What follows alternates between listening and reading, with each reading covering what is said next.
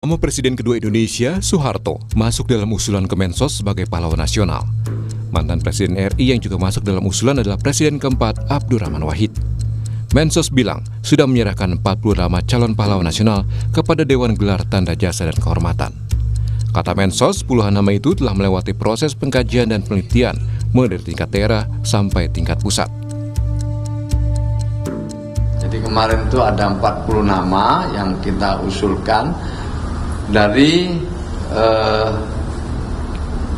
beberapa tahun terakhir ini yang dibahas di tim Kementerian Sosial. Yang tahun ini ada, tapi sebagian besar sebetulnya sudah dibahas di tahun-tahun sebelumnya. Yang dinyatakan telah mencukupi syarat untuk diteruskan ke Dewan Gelar. Beberapa nama diantaranya kemarin sudah saya sampaikan, ada Presiden Abdurrahman Wahid, ada Presiden Abdurrahman Wahid, ada Presiden Soeharto, juga ada pejuang buruh Marsina. Kita tidak tahu berapa jumlahnya karena itu sepenuhnya nanti menjadi wewenangnya Dewan Gelar untuk meneruskan ke Presiden. Sebelumnya Menteri Kebudayaan Fadlizon yang juga sebagai Ketua Dewan Gelar Tanda Jasa dan Kehormatan bilang pihaknya akan segera bersidang untuk mengkaji ke-40 usulan nama calon pahlawan nasional. Dan hasil sidang itu nantinya akan dilaporkan ke Presiden Prabowo Subianto. Mereka yang diusulkan ini sudah memenuhi syarat. Tentu nanti kami akan bersidang rencananya besok ya bersama tim Dewan Gelar yang terdiri saya, di situ juga ada Pak Jamari Caniago, Menko Polkam, ada Menteri Agama. Bertujuh kami akan bersidang untuk membahas, mengkaji ini. Mungkin saya tidak tahu beberapa kali, tergantung karena ini ada 40 dan nanti akan kita sampaikan hasilnya kepada Presiden Republik Indonesia. Berdasarkan pasal 24 Undang-Undang Nomor 20 Tahun 2009 tentang gelar tanda jasa dan kehormatan, syarat menjadi pahlawan nasional harus memenuhi syarat umum dan syarat khusus bagi seseorang yang sudah meninggal dunia. Secara umum, syarat jadi pahlawan nasional harus WNI atau seseorang yang berjuang di wilayah NKRI, memiliki integritas moral, setia dan tidak mengkhianati bangsa dan negara, dan tidak pernah dipidana penjara berdasarkan putusan pengadilan.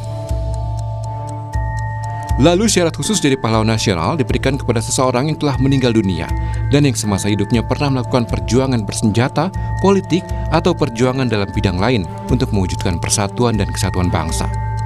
Tidak pernah menyerah pada musuh dalam perjuangan, melakukan pengabdian dan perjuangan di sepanjang hidupnya, pernah menghasilkan karya besar yang bermanfaat bagi harkat dan martabat bangsa, dan melakukan perjuangan yang berdampak nasional.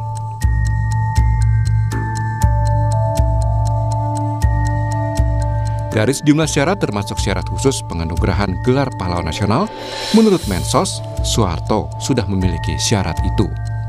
Tim Liputan, Kompas TV.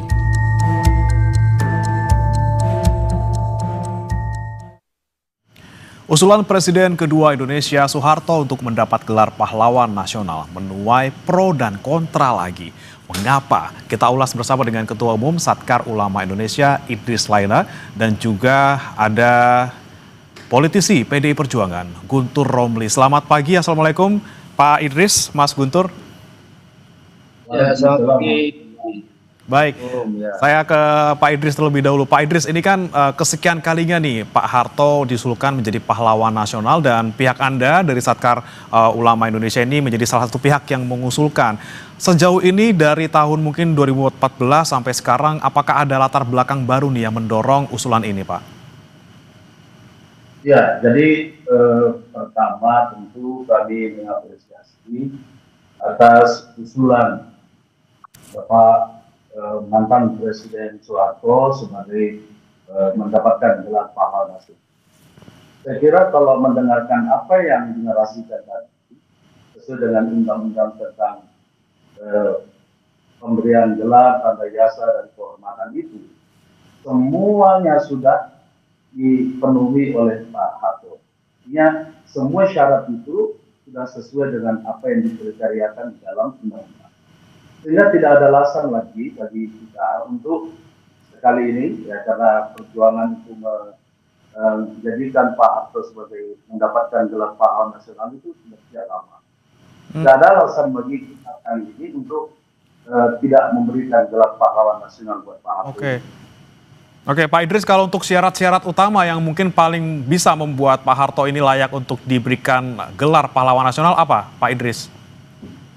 Ya, saya kira kalau di dalam undang-undang menyebutkan bahwa yang pernah memberikan pengabdian, dharma bakti, karya yang luar biasa kepada bangsa. Kalau bicara tentang itu, Pak Harto saya kira selama memimpin 32 tahun bangsa ini, saya kira tidak ada yang mempertanyakan karya yang luar biasa. Apalagi yang diminta dari seorang mantan Presiden Soeharto. Beliau, jangan lupa, beliau itu perjuangannya bukan hanya pasca kemerdekaan, sebelum kemerdekaan, kemudian setelah kemerdekaan. Kita bisa lihat selama bagaimana menjadi Presiden Republik Indonesia, pembangunan nasional, sehingga beliau diberikan gelar pahlawan sebagai bapak pembangunan. Kemudian kita lihat bagaimana pembangunan nasional, khususnya beliau bisa mengisi kemerdekaan pasca Bung Karno memerdekakan bangsa kita, Republik Indonesia. Baik. Saya ke Mas Guntur. Mas Guntur, ini kan PDIP menjadi salah satu pihak yang menolak keras soal pemberian gelar pahlawan kepada Soeharto gitu ya. Apa alasan utamanya mungkin Mas Guntur selain ada isu HAM di sana? Ya, terima kasih Mas. Jadi begini, ini kan pengusulan nama Pak Soeharto, ini kan setiap tahun selalu menimbulkan kontroversi di masyarakat. Jadi kita seperti diajak ribut tahunan gitu. Padahal kan masih banyak calon-calon pahlawan yang lain dan yang lebih sepuh, yang lebih tua, yang katakanlah tidak menimbulkan kontroversi di masyarakat. Jadi kami sebenarnya ingin mengajak, ya calonkanlah nama-nama yang memang tidak menjadi kontroversi di masyarakat. Masih banyak dari wilayah-wilayah lain di Indonesia ya yang memiliki tokoh-tokoh yang sudah lebih dahulu yang jelas, misalnya soal melawan terhadap penjajahan, lebih layak mereka. Itu yang pertama. Kemudian yang kedua, ketika misalnya Pak Soeharto nanti dicalonkan sebagai pahlawan atau ditetapkan menjadi pahlawan, lantas bagaimana dengan gerakan reformasi mahasiswa 98 yang waktu itu menggulingkan beliau? Soeharto pahlawan, mahasiswa 98 adalah pengkhianat, adalah penjahat, kan gitu. Kita bisa memahami seperti itu. Karena kan kalau di seberang sana ada pahlawan, berarti di seberang yang lainnya pasti ada yang disebut dengan penjahat, disebut dengan pengkhianat, yang disebut dengan penjajah. Jadi ini akan menjadikan kontroversi. Yang selanjutnya, terus yang ketiga menurut kami juga adalah banyak sekali persoalan-persoalan kasus pelanggaran hak asasi manusia di zaman Orde Baru, dan itu sudah ditetapkan sebagai pelanggaran HAM berat, pelanggaran HAM ya, oleh negara, oleh pemerintah ketika zamannya Pak Jokowi ya. Ini kan harusnya itu yang lebih dahulu diselesaikan. Karena segala pelanggaran hak asasi manusia zaman Orde Baru ujung-ujungnya kan tetap kepada presidennya waktu itu. Jadi kami itu ingin mengajak, ya tentu saja ini kan keputusan semuanya ada di pemerintah ya, yang mereka yang bisa memberikan gelar pahlawan. Tapi marilah kita itu mencalonkan tokoh-tokoh yang tidak menjadi kontroversi di masyarakat, yang bisa diterima oleh semua pihak. Kita kedepankan tokoh-tokoh yang dari 40 nama kita lihat di situ nama-nama yang lain juga luar biasa menurut kami, yang mereka lebih layak lah ya. Karena kan kalau bagi kami sendiri juga, bagi saya pribadi ya, yang sebagai orang katakanlah pengagum Gus Dur, saya kok juga ngelihat ini kok ada semacam barter gitu ya. Pak Harto menjadikan presiden, tapi Gus Dur dan Marsina itu juga dijadikan pahlawan. Pak Harto sebagai pahlawan, terus Gus Dur dengan Marsina ini kok ada semacam barter. Karena kan kita lihat kan Gus Dur dan juga Marsina itu kan tokoh-tokoh yang perlawanannya luar biasa di zaman Orde Baru. Ya. Bagaimana tokoh-tokoh ini yang katakanlah berkonfrontasi zaman Orde Baru, kemudian semuanya diangkat menjadi pahlawan. Padahal kan dalam logika kita ya, kalau ada pahlawan itu ada pengkhianatnya, ada penjahatnya. Jadi agak miris juga kalau kami melihat kami juga nggak pernah menuntut Gus Dur menjadi pahlawan, bela tetap menjadi pahlawan rakyat ya, meskipun tanpa katakanlah gelar nasional ataupun juga Marsina, tetap pejuang bagi buruh, pahlawan yang harus diperingati ya, tanpa harus simbol-simbol formal itu. Ada Jadi, kontradiksi di situ ya Pak ya, Mas Guntur ya? Jangan kontroversi ya. Ada kontradiksi di sana, ada anti hero dan juga hero yang diajukan menjadi pahlawan nasional ya? Ya, lebih baik ya carilah tokoh-tokoh yang nggak bikin kontroversi. Begitu. Baik. Kemudian Pak Idris, ini kan lagi-lagi yang menjadi salah satu alasan penolakan gelar pahlawan nasional untuk Soeharto adalah salah satunya isu pelanggaran HAM seperti itu. Kontroversi yang juga masih ada di masyarakat luar biasa. Seperti apa Pak Idris? Jadi pertama mindset kita itu harus kita luruskan ya. Jadi pertama, pemberian tanda gelar itu bukan berarti mengadili seseorang. Kalau mengadili seseorang, sekecil apapun kesalahannya itu bisa menjadi penyebab untuk dia diberikan punishment. Tapi kalau tanda gelar yang diatur di dalam undang-undang menyebutkan seseorang itu, ya, saya kira seseorang yang telah memberikan tanda jasanya, pengabdiannya, kemudian cara menakarnya gampang. Sebesar apa yang telah dilakukan, pengabdian yang telah diberikan dibandingkan kesalahannya misalkan, nah itu bisa menjadi pertimbangan. Oke, ini layak untuk mendirikan tanda gelar. Kita ingat Bung Karno dulu. Bung Karno juga mendapatkan penolakan, tapi Golkar termasuk yang mendorong untuk Bung Karno kita berikan tanda gelar. Jadi karena tanda gelar itu sekali lagi itu bukan penghakiman, ini adalah memberikan penghargaan kepada seseorang. Penghargaan ukurannya seberapa besar kebaikan, seberapa besar pengabdian yang diberikan dibandingkan mungkin kesalahan. Tapi pertanyaannya begini, kesalahan seperti apa sebetulnya? Begini, saya kebetulan mantan ketua fraksi Partai Golkar MPR Republik Indonesia periode yang lalu. Ya, saya ingin menjelaskan. Memang dulu ketika Pak Harto diajukan untuk menjadi pahlawan nasional, memang terganjal adanya TAP MPR nomor 11 tahun 1998. Mana pasal 4 itu mengatur tentang ada menyebutkan nama Pak Harto secara eksplisit. Jadi Pak Harto disebutkan secara eksplisit di situ sehingga TAP MPR nomor 8 itu menjadi ganjalan buat beliau. Tapi saya ingin ingatkan, kita fraksi Partai Golkar pada saat itu sempat mengirimkan surat. Ada 3 surat yang kita kirimkan. 1 mengenai Bung Karno, yang kedua mengenai Pak Harto, yang ketiga mengenai Abdurrahman Wahid, presiden kita.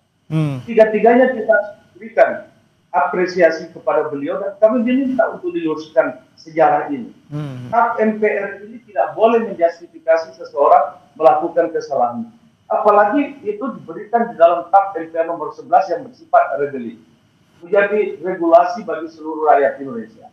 Nah, surat yang ditulis oleh Partai Golkar, saya sengaja memang menulis di dalam surat Partai Golkar itu nomor 22 tahun 2024, kami mengingatkan persoalan Pak Harto ini sudah selesai. Kenapa sudah selesai? Karena beliau sudah melaksanakan kewajibannya sebagai warga negara Indonesia dan kasusnya telah diberhentikan pada tanggal 27 Januari 2008. Dan yang kedua, Kejaksaan Agung telah membuat keputusan untuk SK3 jadi 2006 yang menyatakan persoalan Pak Harto sudah selesai.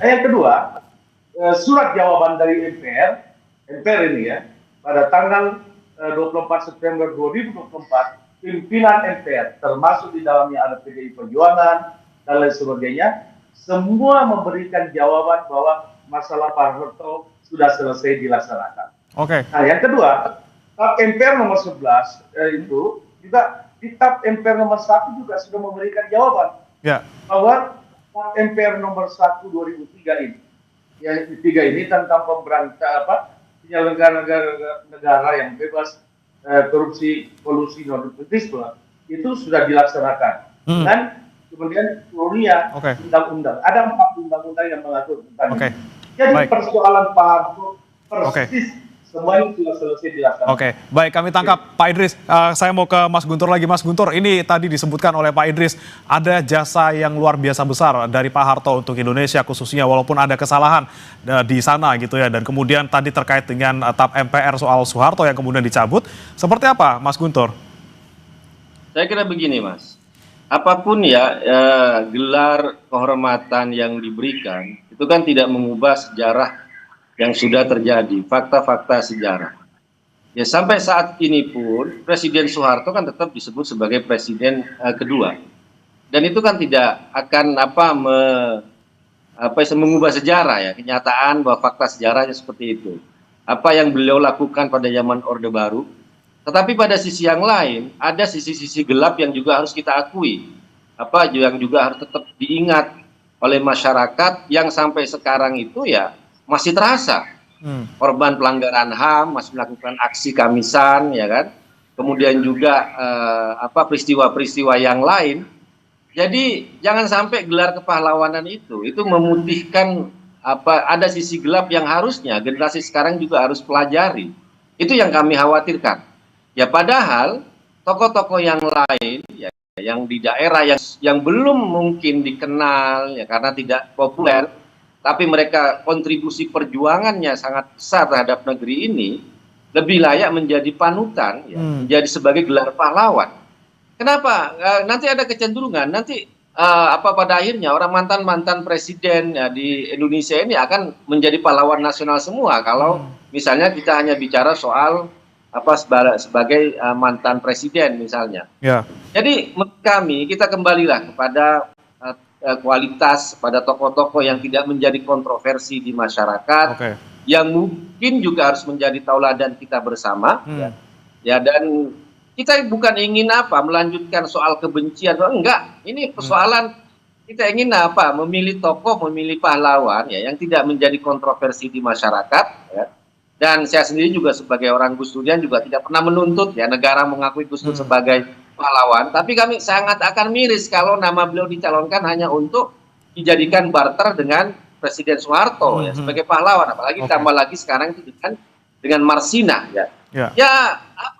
Bagi kami janganlah menjadikan gelar pahlawan ini sebagai barter politik ya kan, kemudian ada tujuan yang lain. Tapi benar-benar kita mengakui, mengangkat sosok tokoh yang benar-benar bisa menjadi pahlawan kita bersama tanpa ada kontroversi.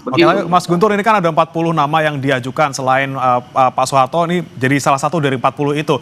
Memang nanti kan belum tentu semuanya akan diterima gitu ya, ada beberapa yang mungkin hanya akan memenuhi syarat kemudian diangkat jadi pahlawan nasional tergantung Pak Presiden Prabowo Subianto. Ini kan sudah ada nama banyak yang diusulkan. Kenapa kemudian Pak Harto nggak boleh masuk juga, Mas? Pertanyaannya kalau sudah ada banyak nama yang lain, kenapa nama Presiden Soeharto tetap dipaksakan untuk diusulkan, Mas? Padahal kan kita tahu itu kan hanya bikin kontroversi, bikin perdebatan di masyarakat dibanding tokoh-tokoh yang lain. Misalnya kalau di kami ya, di kalangan NU kayak Bisri Samsuri lah, ya, lebih layak secara senioritas, secara ketokohan misalnya dibanding Kiai Haji Abdurrahman Wahid. Ya, kita harus akui, ya kan? Ataupun juga ada Kiai Mahrus Ali yang ada dari Lirboyo yang lebih sepuh. Ya kalau secara kita bicara soal senioritas ya, bukan siapa yang pernah menjadi presiden, katakan seperti itu. Ya masa nama Gus Dur dimasukkan lagi hanya untuk jadi barter dengan Presiden Soeharto. Ini yang tidak kami terima. Padahal untuk di kalangan kami, kalangan pesantren, kalangan NU, ada kiai-kiai sepuh yang jelas berjuang melawan penjajah, yang lebih senior dari Gus Dur, mereka yang lebih layak untuk diberi gelar sebagai pahlawan. Karena kan Pak Harto, Gus Dur ini kan kita anggap sebagai yang agak sezaman lah ya. Padahal kan tokoh-tokoh senior sebelumnya sudah masih banyak yang katakanlah butuh pengakuan dari kita, dari negara. Meskipun mereka nggak butuh, negaranya nggak butuh, tapi kita perlu mempopulerkan nama-nama yang layak menjadi tauladan kita bersama, menjadi pahlawan kita bersama. Gitu. Baik. Saya terakhir nih ke Pak Idris. Pak Idris, lagi-lagi ada titik noda gitu ya, paling tidak yang kemudian dinilai banyak pihak ketika nanti Pak Soeharto ini dijadikan pahlawan nasional. Ada yang bilang juga dari koalisi masyarakat sipil bahwa ketika nanti gelar pahlawan nasional diberikan kepada Soeharto, ini menjadi penguatan impunitas pelanggaran HAM. Seperti apa, Pak Idris, terakhir? Jadi begini. Pertama saya ingin meluruskan, saya tidak setuju kalau ada pikiran tadi bahwa seolah-olah ini barter. Bagi saya, bagi kita, bagi seluruh rakyat Indonesia menurut saya, Pak Harto ini tidak perlu barter-barter, memang jasanya sangat terasakan seluruh rakyat Indonesia, pengabdian, kemudian karya yang luar biasa yang diberikan kepada bangsa ini. Jadi memang beliau itu layak. Even sendirian pun diajukan pantas. Itu satu. Nah yang kedua, saya tadi mengulang kembali bahwa yang kita memberikan itu kan tanda jasa. Jasa itu diberikan ukurannya adalah seberapa besar manfaat yang diberikan dibandingkan mudarat. Nah, saya kira kalau bicara tentang Pak Harto, wah jasanya luar biasa. Nah yang ketiga, ini yang harus kita luruskan juga. Saya selalu bertanya, selalu disebutkan Pak Harto sebagai pelanggar HAM. Saya ingin bertanya kepada siapapun, boleh dijawab. Institusi apa yang punya otoritas untuk itu yang pernah menyebutkan Pak Harto melanggar HAM? Artinya putusan, bukan kalau hanya sekedar ada lembaga swadaya atau menyebutkan bahwa Pak Harto melanggar HAM atau perorangan, itu kan tidak bisa menjadi ukuran. Tidak ada satu putusan apapun yang pernah diterbitkan baik di dalam negeri, diputuskan di dalam negeri maupun di luar negeri tentang Pak Harto melakukan pelanggaran HAM. So apalagi yang perlu dilakukan? Karenanya Bapak Ibu sekalian, saya cuma ingin mengatakan, rasanya kita sudah harus menghilangkan dendam sejarah kita. Kita sudah harus meluruskan bangsa kita ke depan, supaya anak bangsa menikmati sebagai bangsa yang berbudi luhur, yang penuh pengertian, khususnya terhadap para pahlawan nasional kita. Terima kasih. Baik, tentunya ini kita nantikan nanti Dewan gelar tanda jasa dan juga tanda kehormatan bagaimana kemudian membahasnya dan nanti akan diajukan ke Pak Presiden dan seperti apa nanti kemudian keputusan Pak Presiden Prabowo Subianto, siapa yang akan mendapatkan gelar pahlawan nasional ini kita nantikan bersama-sama. Terima kasih Pak Idris Laina, Ketua Umum Satkar Ulama Indonesia dan juga Mas Guntur Romli, politikus PDIP telah bergabung bersama kami di Sapa Indonesia Pagi. Terima kasih.